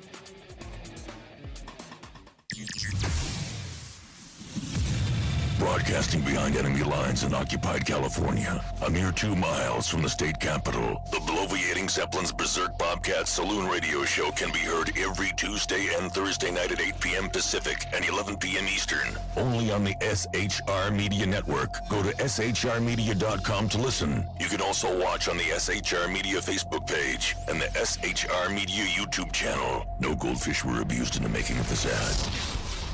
When dirty politicians, shadow governments, and deceptive Islam blind the world with fake stream media smoke, their only fear is one man with a cane. I'm Dave Milner. Join me through shrmedia.com, highplainstalkradio.com, and the Western Free Radio Network at Spreaker, YouTube, and iTunes for a different perspective weekly on the Unpleasant Blind Guy. And catch me on Jeff Mitchell's EDL Radio on blogtalkradio.com. There's no surrender ever. Because truth is not always pleasant. Hey guys, it's Sackhead Clint. I'm excited to tell you about a brand new show here on the SHR Media Network. I'm teaming up with the one and only all-powerful, the bloviating Zeppelin, sitting here to my left, bringing to you a fresh new show here on the network. It's Against Tyranny. And we'll be picking up where the Sackheads left off. Excited to be with you, sir. Sackheads Against Tyranny. We're going to chat. We're going to chat Wednesday nights. S-H-A-T. Sackheads Against Tyranny. Wednesday night, 11 p.m. Oh, it's the same time, right? 11 p.m. Eastern, 8 p.m. Pacific. Same SAC time, same SAC channel. Yeah. shrmedia.com. See what I did there? It's your business diva here, Melanie Collette. I am inviting you to a front row seat as I discuss some of the most intriguing details of wealth and finance with today's movers and shakers in the world of business. Listen in and discover financial truths on a global, domestic, and household scale. Uncover topics that will impact your wallet today and in the future. Money Talk with Melanie airs Monday through Friday, 5 p.m. East, 2 p.m. West, right here on SHR Media and High Plains Pundit Talk Radio. You can't afford to miss it. Human by race, Christian by faith, American by nationality, and conservative by choice. Reverend Ralph J. Chittum Sr. is the right guy on SHR Media from 8:05 to 9 p.m. Monday through Friday. And if on the rare occasion I am ever wrong, I will still always be right. The right guy on SHR Media. Hey, this is Michael Wright. And I'm Shannon Wright. Join us for The Right Way with Shannon and Mike, Monday through Thursday from 7 to 9 a.m. right here on SHR Media. Why are they joining us? For fun things like sports, politics. Oh, maybe some news and entertainment? And all kinds of other things. Money and recipes and events, all kinds of stuff. Yeah, so join us Monday through Thursday, 7 to 9 a.m. here on shrmedia.com. Hey, BZ. So the plan's working. You got rid of Sacco. Sean is now stepping away. I never even saw him. And I know, and insidious. You know, we talked about this for for the last 3 years, and finally coming to fruition. You know I'm still in the room, right? It's almost like he's here still. Did you hear that? Yeah, it's kind of. It's amazing. It's kind of at you. It's kind of eerie. Kind of a poltergeist. Like a poltergeisty thing. Yeah, Sackheads Against Tyranny. You're listening to the SHR Media Network.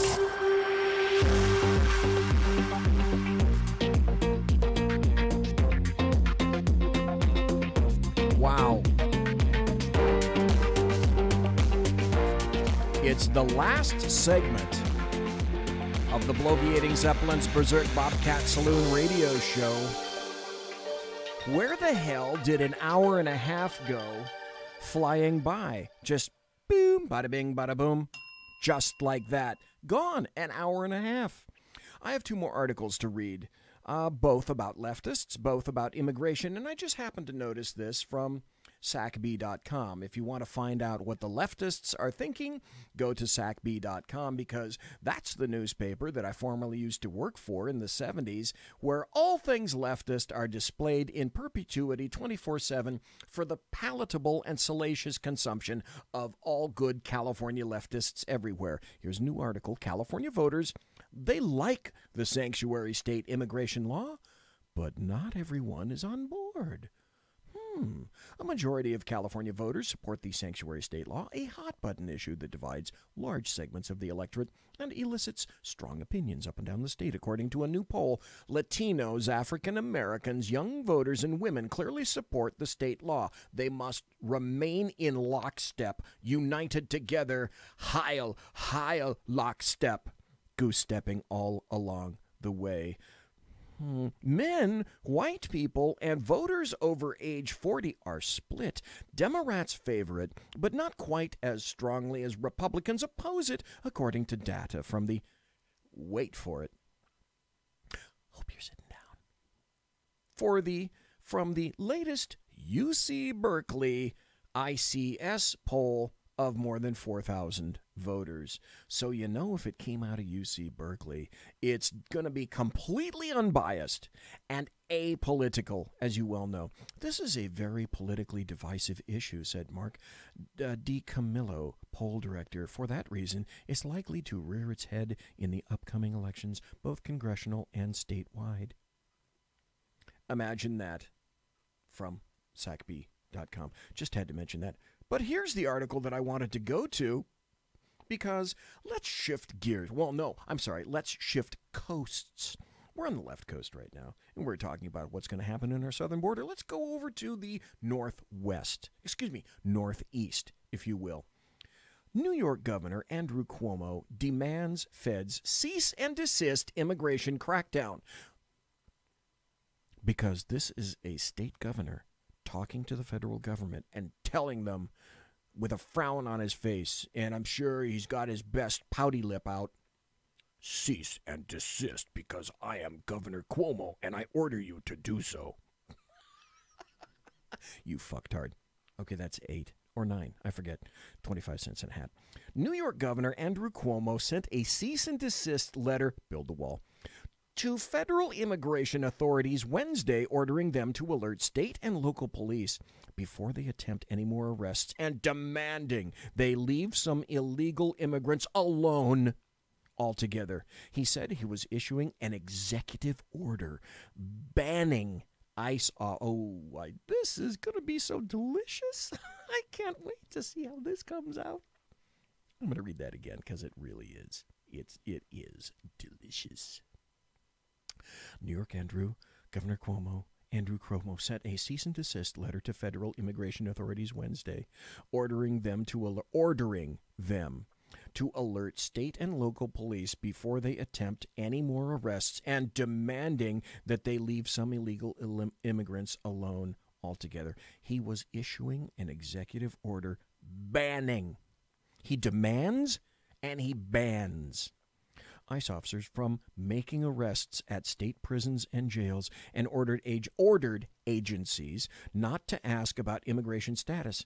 He was hoping to deny federal authorities information that could lead to future deportations.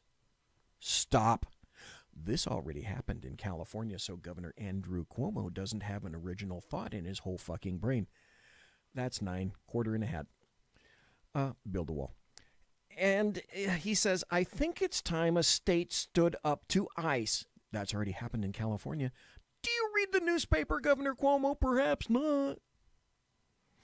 It's a time that a state stood up to ICE and made this case and let them know that people have rights, the governor said, wagging a finger, I'm sure, accusing the federal government of stoking terror of law-abiding residents.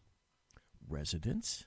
Hello, they're illegal by definition, if they're illegal, which means they've broken laws to get there, and apparently you don't mind breaking a law. Apparently, like Jerry Brown, you think that the 10th Amendment trumps everything. And the rest of the federal government, when it serves your purpose, well, they can go right to hell. That doesn't qualify. I'm not putting a quarter in the hat for that one, okay? That doesn't count. Just saying. His move puts New York back in stiff competition with California in the battle for the title of the country's premier sanctuary state.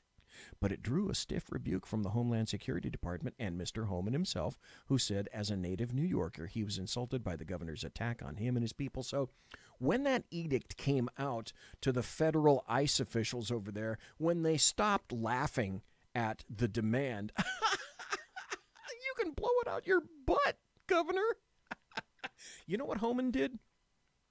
Homan in California decided that he was going to conduct ICE raids in homes and in businesses, because you're not going to let him into your prisons. You're not going to let him into your jails. You can't stop him. You can't stop the federal government and ICE from going into the places where you least want these people disturbed. These people? What people do you mean? Illegals. That's what BZ says. Illegals. And it doesn't matter what color they are or what nation they're from. That is completely immaterial. We could have, let me make this clear. Quite clear. We could have France on our border. We could have Sweden on our border. And if it was in the state that Mexico is in right now, I wouldn't want those assholes in here either. So color has nothing to do with it. Ethnicity has nothing to do with it. Sovereignty of our border and control of who comes into this nation has everything to do with it. Governor Cuomo and Governor Brown.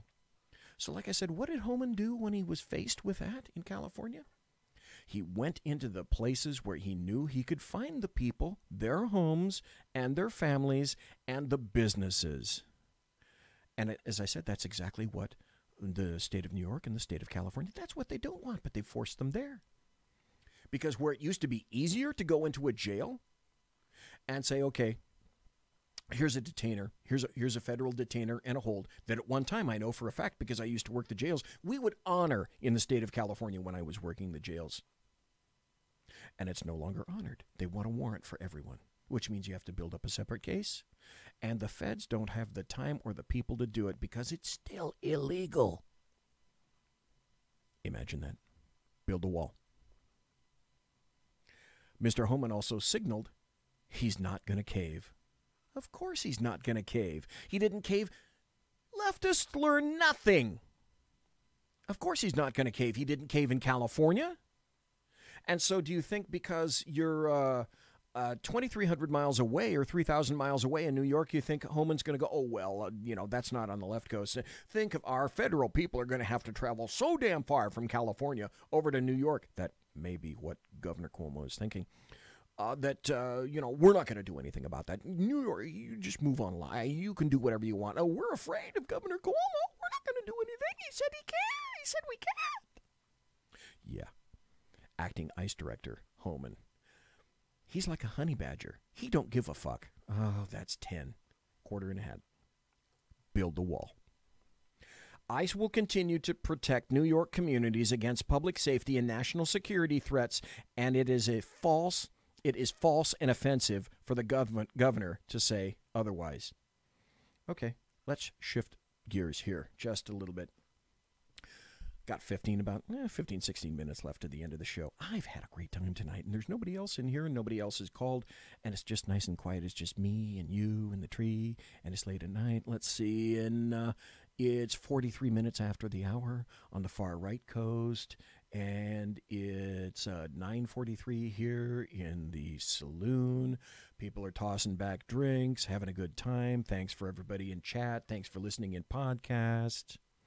So I'm having a great time tonight, but let's shift gears just a bit. This reared its ugly head. I wasn't sure that it was going to, and it certainly doesn't fall into happy stories and good times in terms of that category. The Senate panel approves a bill to protect the special counsel. Protect the special counsel. Who do you mean? Oh, that's right, Bobby Mueller. The Senate Judiciary Committee approved legislation today, Thursday, to protect Special Counsel Robert Mueller. In a 14-7 vote, the panel approved the bipartisan proposal that deeply divided Republicans on the committee. Can't understand why. With every committee Democrat backing the legislation, can't understand why, only one Republican was needed to secure passage. So, put on your thinking caps right now. If you could conjure, who would it be? We're talking senators, okay? Who would it be that voted for the bill on the GOP side? So put on your thinking caps, and I'm going to give you some names, and thank God you're sitting down already, or you're cleaning your fish tank or balancing your checkbook, if you even have a checkbook anymore. Because if I tell you these names, I hope you're not gobsmacked, and I hope you don't swoon, and perhaps you need a fainting couch, and I hope you don't hurt yourself or bash the back of La Cabeza when you hit it on the corner of a table. In the end, 4 Republicans voted for the bill. Who would they be? Senators Tom Tillis, North Carolina. Lindsey Graham, South Carolina. Chuck Grassley, Iowa. And Jeff Flake. What a perfect name. Jeff Flake, Arizona. Republican Senators Orrin Hatch, Utah. Mike Lee, Utah. John Cornyn, Texas. Mike Crapo, bad name, Idaho. Ben Sass, Nebraska. John Kennedy, Louisiana, and Ted Cruz, Texas, opposed it. The vote marks the first time Congress has advanced legislation to formally protect Mueller from being, this is the goal, to protect Mueller from being fired by President Trump, who has railed against him in public and reportedly talked in private of dismissing him, but after all this time has still not. So isn't it interesting, all the people that you thought were rhinos? Well, this kind of proves that they were, right? It sure as hell does. Here's another story that I kind of enjoy. For all you people who are leftists and who happen to live, like me, like BZ, in a high-tax state. The GOP's SALT cap may speed the exodus from high-tax states, a report says. Over the past decade, about 3.5 million Americans have relocated from high-tax blue states like California and those in the Northeast to low-tax red states like Texas and Arizona, and the change is likely to accelerate. That's called people voting with their pocketbooks, which translates to voting with their feet and their vehicles and their U-Hauls. By the way, thought I should just throw this out here.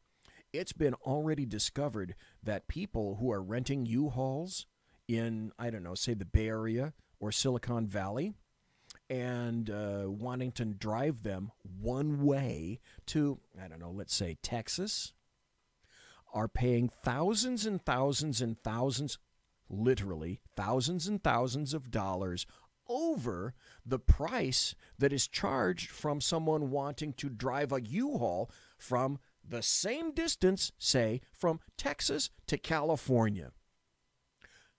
Imagine that. I see the look of being gobsmacked on your Gesicht right now. So says Arthur Laff and Stephen Moore, co-authors of a report from the American Legislative Exchange Council in a Wall Street Journal essay. They say that the Republican Party tax bill's cap on the deduction for state and local taxes, SALT, could ramp up the pace by which Americans relocate in their own economic interest. Do you think BZ might possibly be eyeballing leaving California?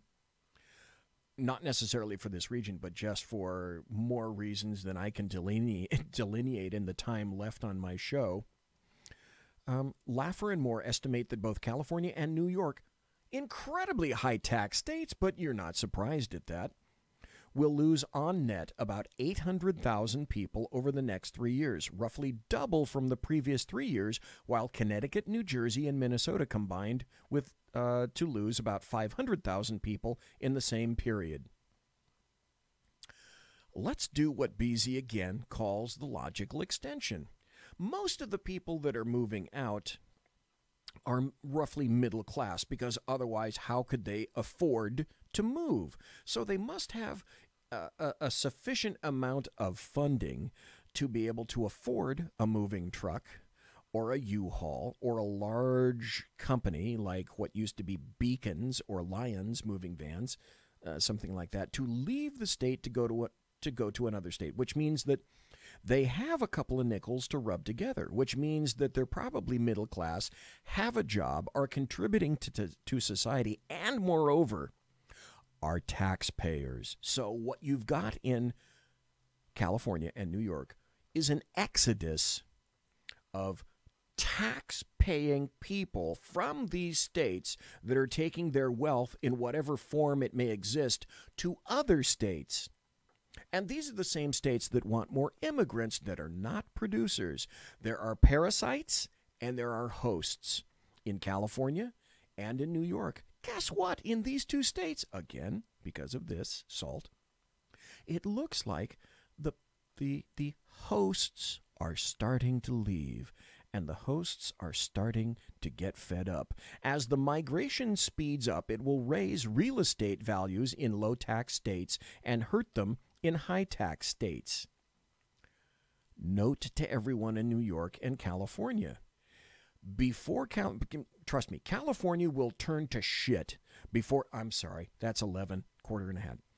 California will turn that way before New York will. So if you want to leave the state while you can still sell your house, you might want to consider doing it in the next 2 to 3 to 4 years before it becomes increasingly difficult, unless you're a massively wealthy individual, and that's an entirely separate real estate strata. You might want to consider moving earlier before, all them U-Hauls are all taken. As the migration speeds up, it will raise real estate values in low-tax states and hurt them in high-tax states, the authors said. In states like California, where the top income rate exceeds 13%, people are able to deduct that tax on a federal return, but now the deduction for SALT will be capped at $10,000 per family. Although 90% of taxpayers, and this benefits, like President Trump said, the guy with the dead orange cat on top of his head, and it's been proven, the tax cuts benefit 90% of taxpayers because they're unaffected by the change. High earners in places with hefty income taxes. Hefty in California is not a plastic bag. It's your tax. Such as California, New York, Minnesota, and New Jersey would bear more costs of their state government under the new SALT cap, according to Laffer and Moore. Do you think that might be another motivating factor for you to say, fuck it, I'm leaving? I'm sorry, that's 12, quarter and a half. Build the wall. Fox News previously reported that while the law containing sweeping tax rate cuts for businesses and individuals, taxpayers in high-tax states like those in the Northeast are expected to take a hit from the SALT change. Another reason. I got to play this. This will probably end up being my last story. Maxine Waters, the person that I think in all of Congress, and I haven't done a physical study, and I don't have the software to do it, and you know me in software. I'm not that particularly facile in software, hardware, and technology for that matter in the first place. But if I were a guy that could like monitor the size and dimensions, like facial recognition, if I had a software program that could prove me right, and I'm throwing this out there for your consideration, because I believe that at least in all of Congress, Maxine Waters has the widest and the largest mouth that I think I have ever seen on a Congress critter, ever. Now, I can't say this with proof. I don't have physical proof, but I'm just doing this on a visual, in terms of visual acuity and what I've seen demonstrated in the past by Maxine Waters. And of course, she's a nut. And guess what? Best yet, she's a Southern California nut. Woohoo! She's from this state. So she just told Donald Trump that it's just time to get out. She had a little temper tantrum. The Time 100 honoree, she told the magazine during its ceremony that she wants Trump to just get out of office. Go, Maxine. If you had to give some advice to President Trump, what advice would you give him? Please resign so that I won't have to keep up this fight of your, having to be impeached.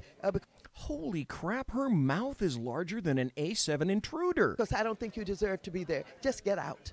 Thank God there aren't any sailors on a carrier deck that are getting close to that thing. Donald Trump, just get out. Damn. I still have another 30 tabs open, and the show is concluding. But you know what? I think I'll be back. And I think I'll be back next week. And I think I'll be back next week on a Tuesday. Because if you thought you'd heard or seen the last of me, the last of the bloviating Zeppelin, if I haven't been killed yet, I probably won't be killed over this weekend. And the chances are high, and the chances are good that you'll probably see me next Tuesday. Monsieur has been locked!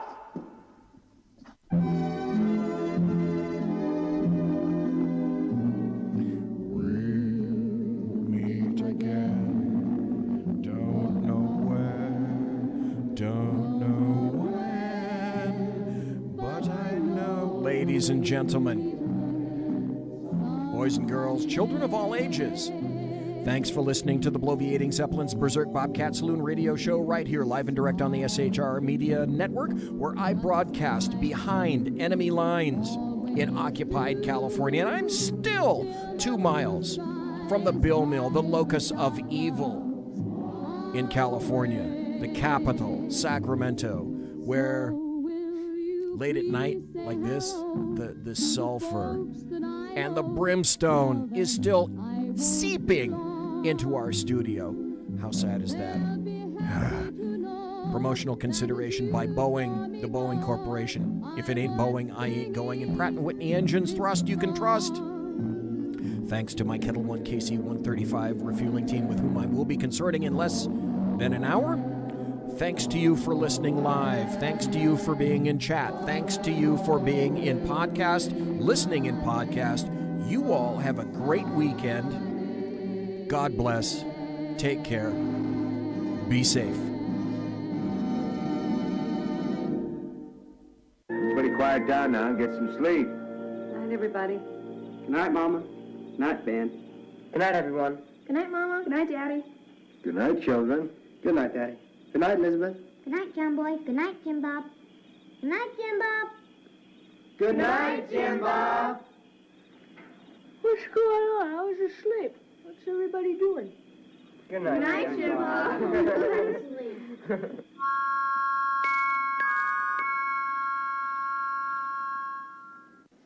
Good night, and good luck.